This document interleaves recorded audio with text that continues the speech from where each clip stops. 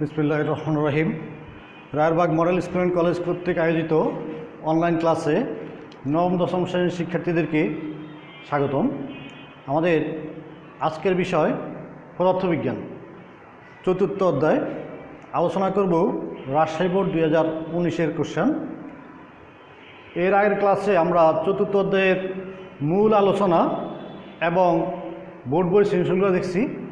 আজকে আমরা রাজশাহী বোর্ড 2019-এর কোশ্চেনের উদ্দীপকটা খেয়াল করি। 20 কেজি ভরের একটি বস্তুকে ভূমি হতে 40 মিটার উঁচু স্থান থেকে মুক্তভাবে ছেড়ে দেওয়া হলো। তাহলে উদ্দীপকের আলোকে আমরা পাচ্ছি বস্তুর ভর m = 20 কেজি। বস্তুর ভর m = 20 কেজি। উচ্চতা h = 40 মিটার এবং তার আদিবেগ u = 0 মিটার পার সেকেন্ড। এ হলো আমাদের উদ্দীপকের বর্ণনা। আমাদের কোশ্চেনের প্রথম অংশ, কর্মদক্ষতা কাকে বলে? কর্মদক্ষতা প্রকাশ করা হয় ইটা দ্বারা। ইটা = আমরা জানি প্রাপ্ত শক্তি বা ক্ষমতা ভাগ প্রদত্ত শক্তি বা ক্ষমতা × 100%। অর্থাৎ প্রাপ্ত শক্তি এবং প্রদত্ত শক্তির অনুপাতকে শতকরায় প্রকাশ করলে আমরা কী পাব?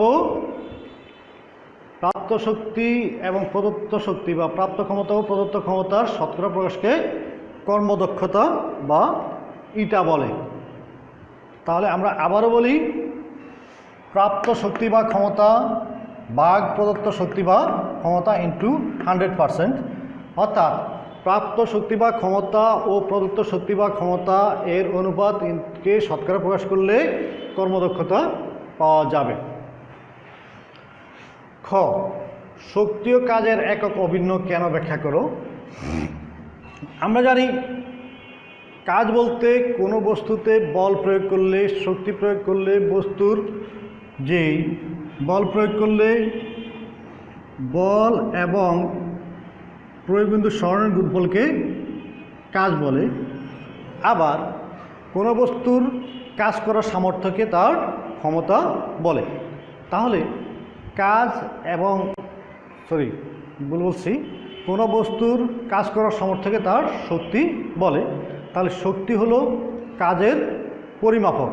অর্থাৎ কাজ এবং শক্তি এক এবং অভিন্ন রূপ, যার জন্য কাজ এবং শক্তির একক একই হবে। 3 নম্বর কোশ্চেন, ভূমি হতে কত উচ্চতায় বিভব শক্তি গতিশক্তির 1/3 হবে? ঘ, মনে করি টোটাল উচ্চতা হলো 40 মিটার। ভূমি হতে x উচ্চতায় বস্তুর বিভব শক্তি গতিশক্তির 1/3 হবে। তাহলে এই উচ্চতা হবে h - x।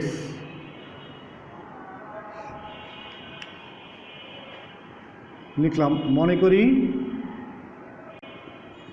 ভূমি হতে x উচ্চতায় বিভব শক্তি গতিশক্তির 1/3 হবে। সুতরাং প্রশ্ন মতে v = 1/3 t বা 3v = t।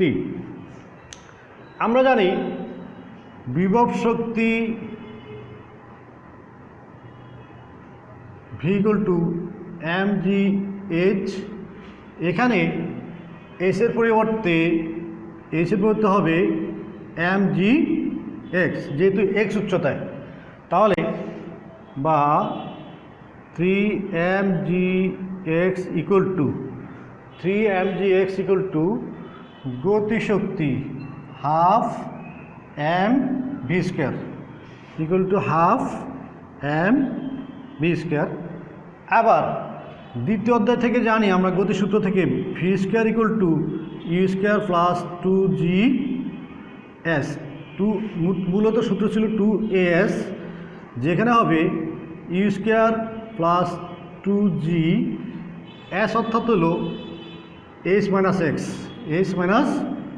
এক্স, কিন্তু আদিবেগ ইউ ইকুয়াল টু 0, তাহলে আমরা লিখি half m u square plus 2g h minus x বা 3mgx ইকুয়াল টু ইউ এর মান 0, আদিবেগ 0 হওয়ার কারণে এম কাটা দিলাম, 3gx equal to half into 2g h minus x, 2 কাটা g কাটা বা 3x equal to h minus x বা 4x equal to h, 4x equal to h। তাহলে আমরা পাই 4x ইকুয়াল টু 40 মিটার, কারণ টোটাল h হলো 40 মিটার, বা x equal to 40/4 metre equal to 10 metre. অর্থাৎ বস্তুটি ভূমি থেকে 10 মিটার উচ্চতায়, কত উচ্চতায়? 10 মিটার উচ্চতায় বিভব শক্তি তার গতিশক্তির 1/3 হবে। আমাদের উদ্দীপকের কোশ্চেন অনুযায়ী বা সৃজনশীল কোশ্চেন অনুযায়ী ভূমি হতে কত উচ্চতায়, তাহলে আমাদের উত্তর হবে 10 মিটার উচ্চতায় বিভব শক্তি গতিশক্তির 1/3 হবে। শিক্ষার্থীরা, আমরা এ পর্যায়ে চলে যাব 4 নম্বর কোশ্চেনে, ঘয়ের উত্তরে, যেখানে বলা হচ্ছে যে সর্বোচ্চ উচ্চতা এবং পতনকালের 2 সেকেন্ড পর শক্তির সংরক্ষণশীলতার নীতি হিসাব করতে হবে। আমরা জানি উদ্দীপক অনুযায়ী h ইকুয়াল টু 40 মিটার, বস্তুর ভর m ইকুয়াল টু 20 কেজি, বস্তুর আদিবেগ equal to 0 metre per second. এটা উদ্দীপক থেকে দেওয়া আছে।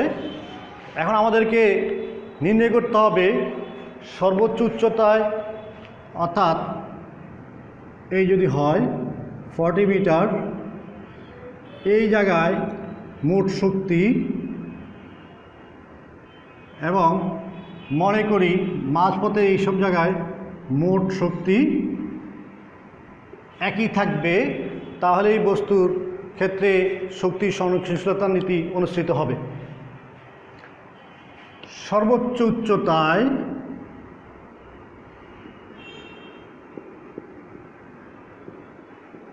উচ্চতায় বস্তুর গতিশক্তি T1 ইকুয়াল টু 0, কারণ এই অবস্থায় বস্তুর কোনো গতি থাকবে না, তাহলে তার শক্তিও থাকবে না, এবং বস্তুর বিভব শক্তি V equal to mgh equal to 20 KG 9.8 ms inverse 2 into 40 meter equal to 20 into 9.8 into 40, 29.8 40 equal to 7840 joule. আমরা আবার গুণফলটা দেখে নেই। বস্তুর ভর 20 কেজি ইন্টু অভিকর্ষ ত্বরণ জি 9.8 ইন্টু উচ্চতা 40 7840 জুল। এ হলো সর্বোচ্চ উচ্চতায় বস্তুর মোট শক্তি। এখন আমাদের উদ্দীপকে আছে পতনকালের 2 সেকেন্ড পর বস্তুর শক্তি কি হবে। তাহলে আমরা দেখে নেই পতনকালে 2 সেকেন্ড সময়ে বস্তুর অতিক্রান্ত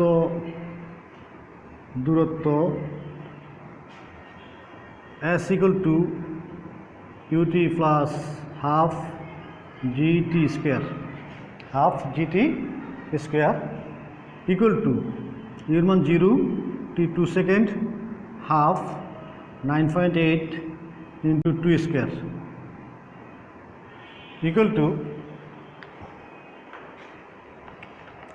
9.8 into 2 19.6 মিটার। 2 সেকেন্ড সময় বস্তু যে দ্রুত অতিক্রম করে তা হলো 19.6 মিটার। তাহলে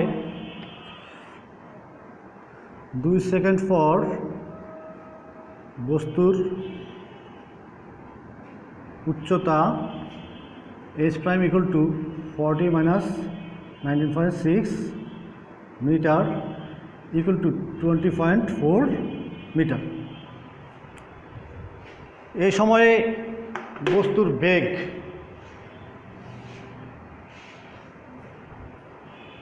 সুতরাং 2 সেকেন্ড পর বস্তুর শেষ বেগ v equal to u plus gt equal to 0 plus 9.8 into 2 ms inverse 1 equal to 19.6 meter per second। সুতরাং 2 সেকেন্ড পর বস্তুর বিভব শক্তি v1 equal to mgh1। সুতরাং 2 সেকেন্ড পর বস্তুর বিভব শক্তি v1 equal to mgh1 equal to m 20 kg g 9.8 ms inverse 2 into h উচ্চতা 20.4 metre 20.4 metre equal to 20 into 9.8 into 20.4 equal to 3998.4 joule. আবার 2 সেকেন্ড পর বস্তুর গতিশক্তি v equal to half m v square half m হলো 20 kg into 20 kg into v square 19.6 square equal to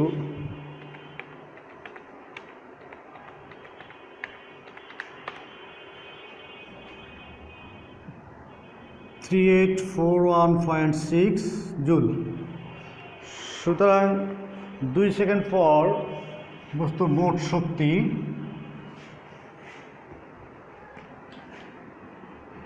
দুই second পর বস্তুর মোট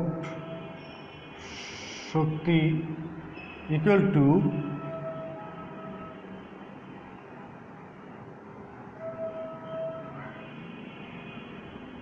v1 plus t1 equal to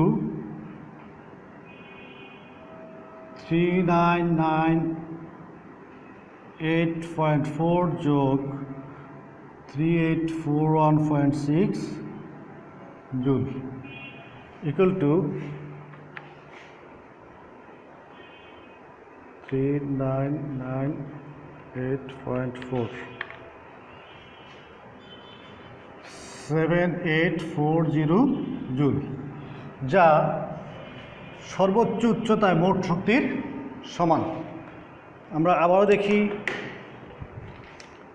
সর্বোচ্চ উচ্চতায় বস্তুর মোট শক্তি ছিল 4840 জুল।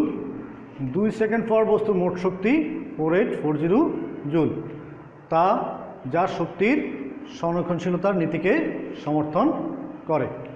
অতএব সর্বোচ্চ উচ্চতার এবং পতনকালের 2 সেকেন্ড পর শক্তির সংরক্ষণশীলতার নীতি অনুসৃত হয়, যেটা আমরা গাণিতিকভাবে দেখাইতে সক্ষম হলাম।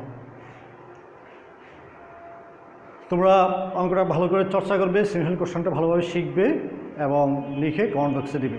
আমরা এ পর্যায়ে চট্টগ্রাম বোর্ড 2019-এর কোশ্চেনটা দেখব। উদ্দীপকে আছে 1 কিলোওয়াট ক্ষমতার একটি ইঞ্জিন দ্বারা 100 কেজি পানি 5 মিটার উচ্চতায় তুলতে 10 সেকেন্ড সময় লাগে।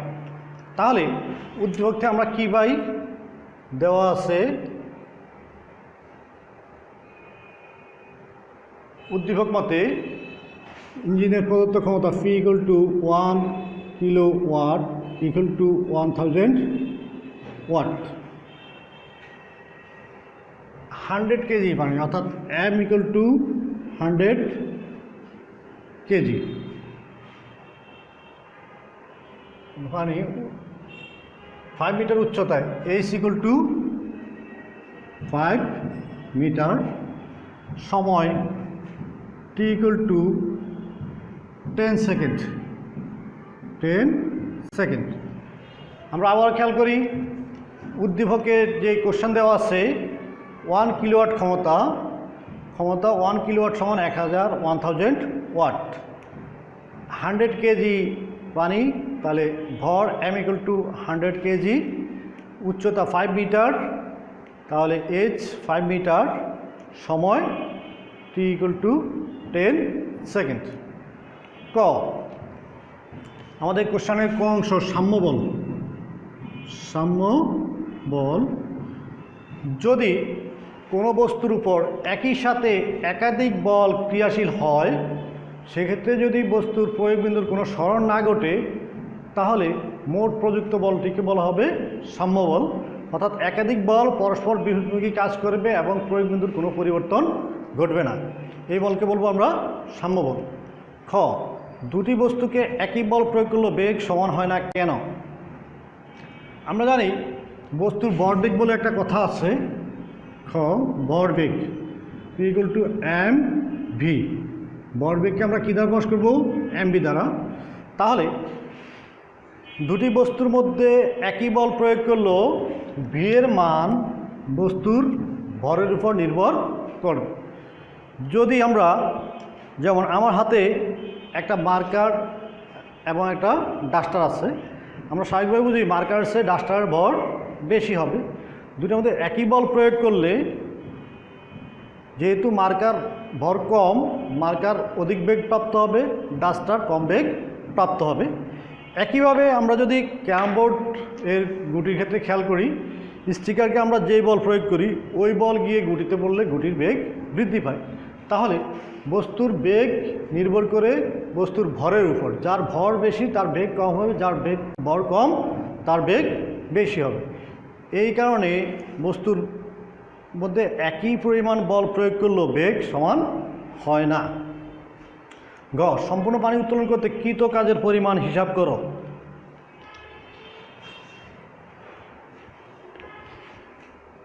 ঘ, আমাদের উদ্দীপক অনুযায়ী দেওয়া আছে ক্ষমতা P 1000 ওয়াট, ভর M 100 kg, H 5 metre, T 10 second. এখন সম্পূর্ণ পানিকে এই উচ্চতা উঠাতে কৃত কাজ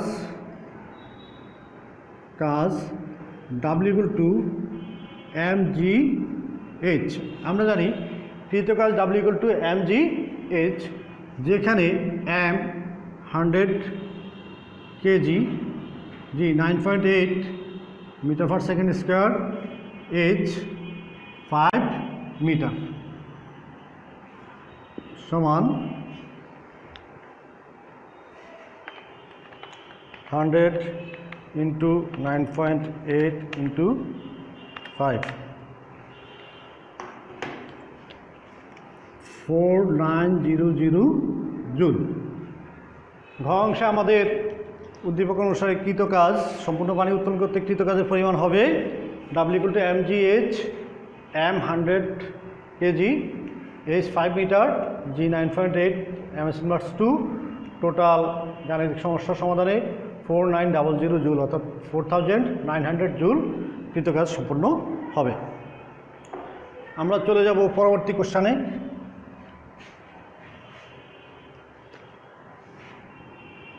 4 নম্বর, যদি সম্পূর্ণ পানি উত্তোলন করতে 2 সেকেন্ড সময় বেশি লাগে তবে কর্মদক্ষতা কীরূপ পরিবর্তন হবে, গাণিতিকভাবে বিশ্লেষণ করো।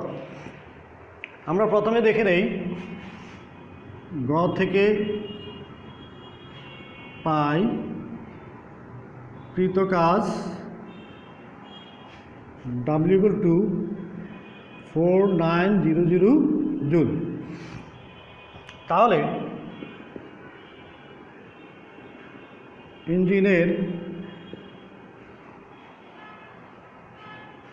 ক্ষমতা P1=W/T, কৃত কাজ বাই সময়, 4900 জুল বাই 10 সেকেন্ড =490 ওয়াট।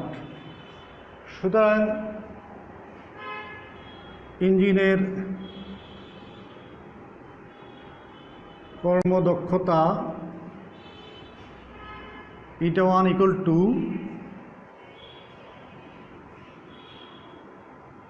প্রাপ্ত ক্ষমতা বাই প্রদত্ত ক্ষমতা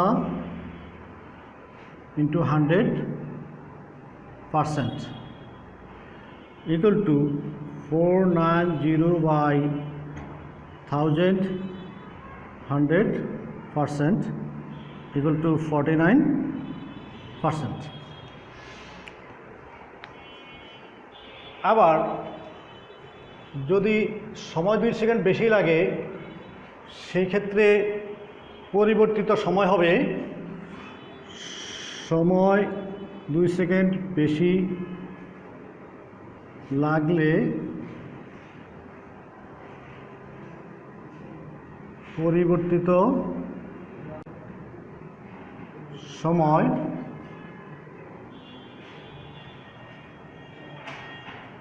T2 = 10+2 সেকেন্ড বা 12 second.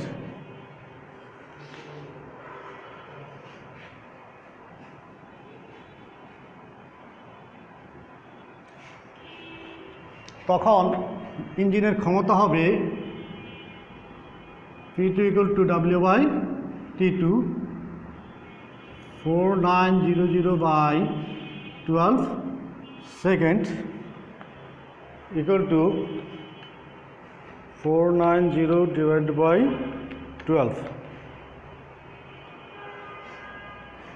408.33 watt.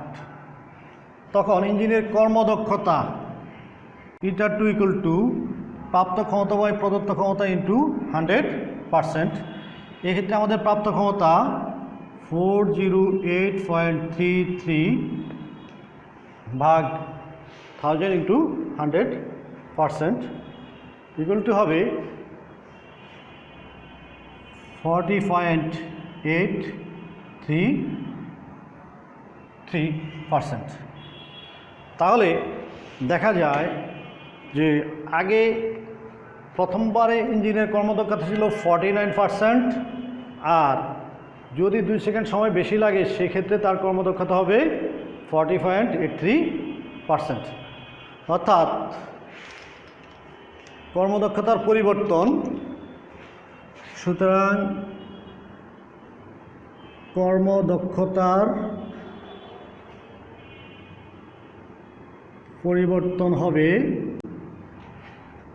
49 minus 40.83% equal to